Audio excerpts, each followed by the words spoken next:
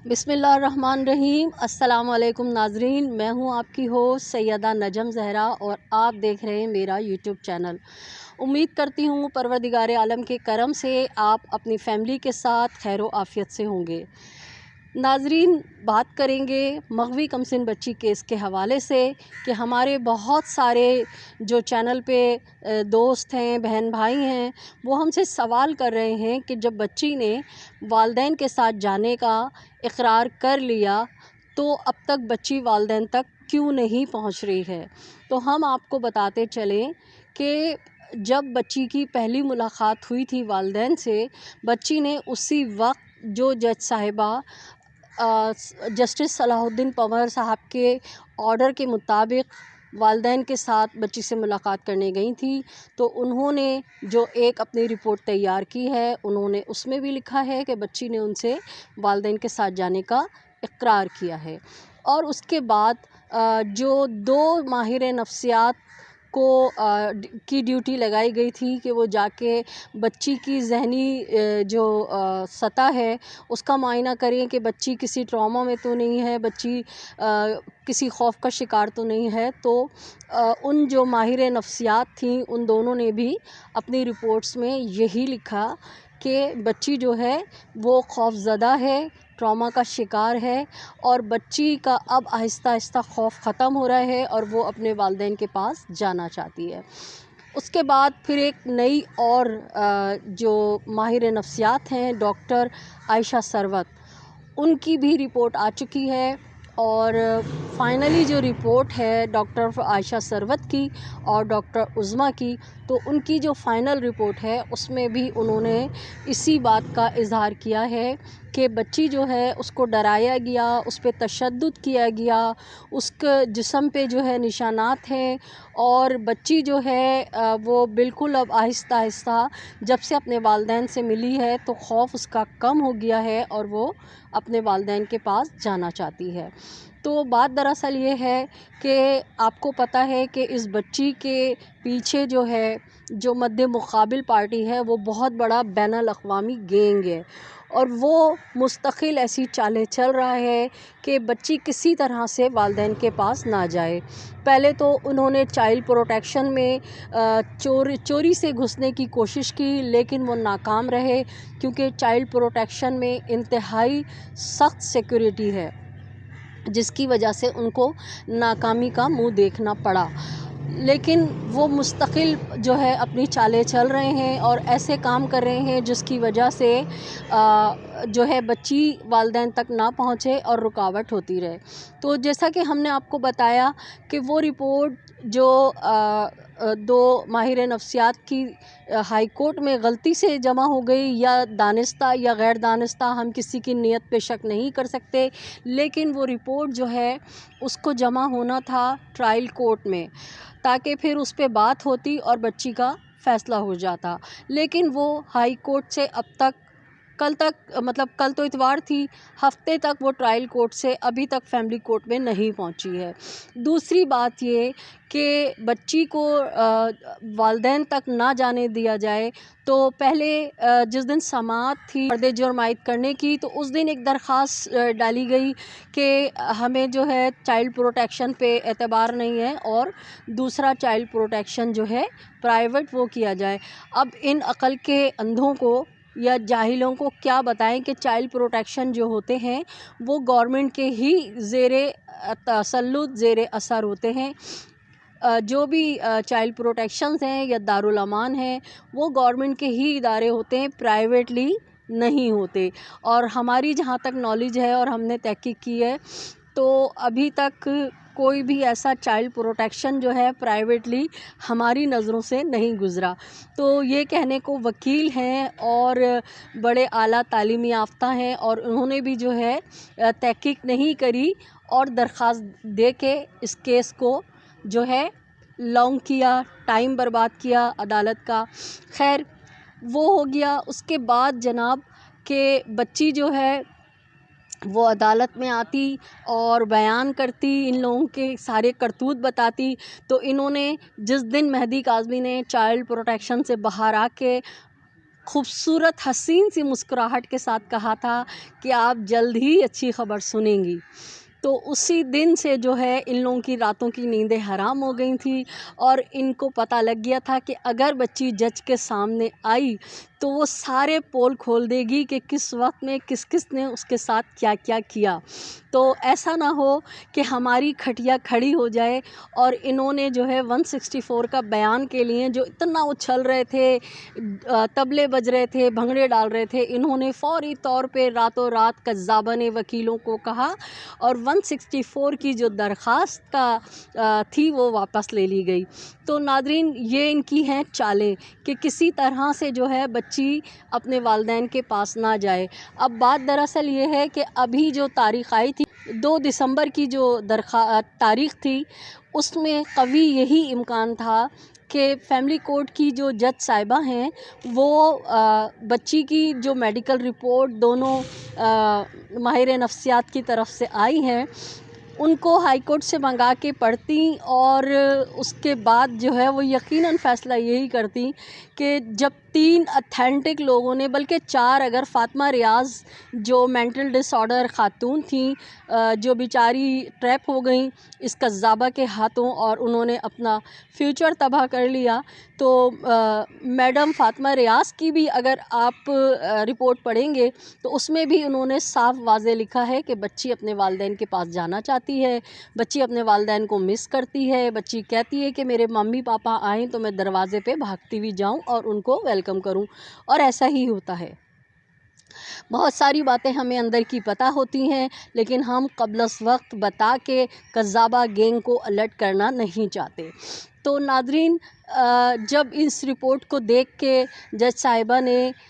फ़ैसला करना था, और या तो वो फ़ैसला कर देती या फिर वो कहती कि फ़ला तारीख़ को बच्ची को ले आइए और बच्ची हमारे सामने कह दे कि उसे वालिदैन के साथ जाना है, तो यकीनन एक मज़ीद तारीख़ होती और फिर फ़ैसला हो जाता कि बच्ची किसके साथ जाना चाहती है। तो इस कज़्ज़ाबा गैंग ने जो है अपने वकील फ़ारूक़ी साहब को कह दिया कि आज तुम मार्केट से आउट हो जाओ, यानी वकील साहब अदालत पहुँचे ही नहीं। तो अब जब से 164 का इन्होंने बयान वापस लिया है और जब से इन लोगों को पता चल गया है कि बच्ची तो इनके हाथ से गई, बच्ची बेइंतहा महफूज हाथों में है और बच्ची जो है अपने वालिदैन के पास जाएगी, तो ये उल्टी सीधी हरकतें कर रही है, पागल हो गई है ये औरत। तो नाज़रीन,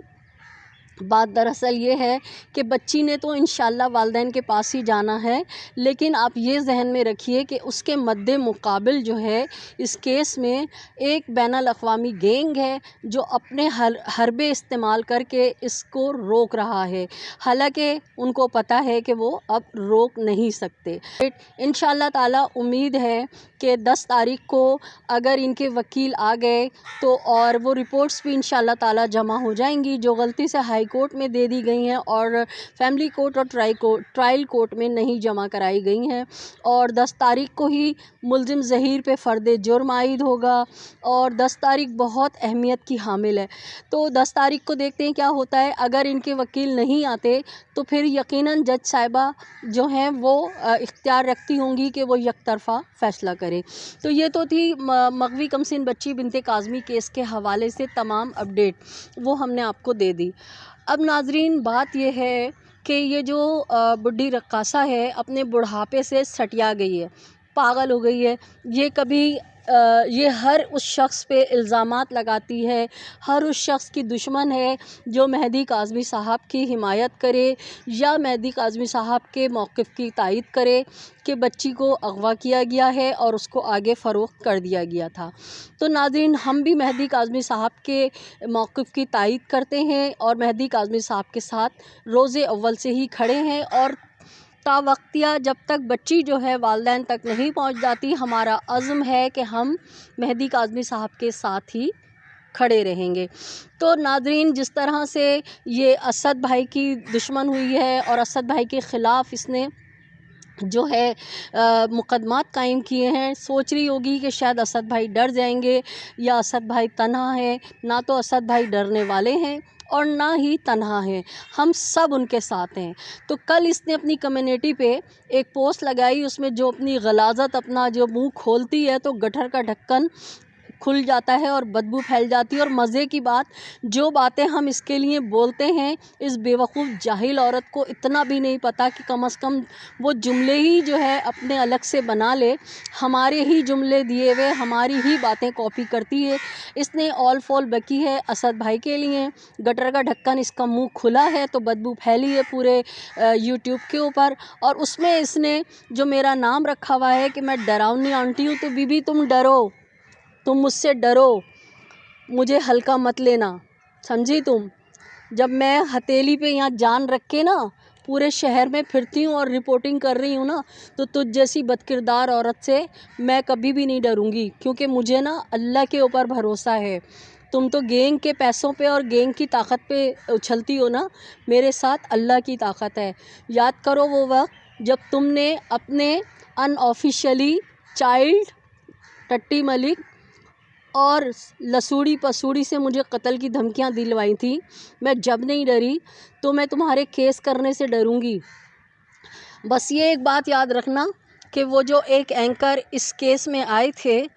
ان کو تم نے کیا کہہ کے چپ کرایا ہے، میرے پاس پوری ویڈیو ہیں۔ جو تم نے ان سے کہا تھا نا کہ میں وہ ویڈیوز چلا دوں گی اگر آپ اس کیس سے نہیں ہٹے، ٹھیک ہے؟ مجھے میرا منہ تو بہن کھلوانا نہیں، میرا منہ تو کھلوانا نہیں،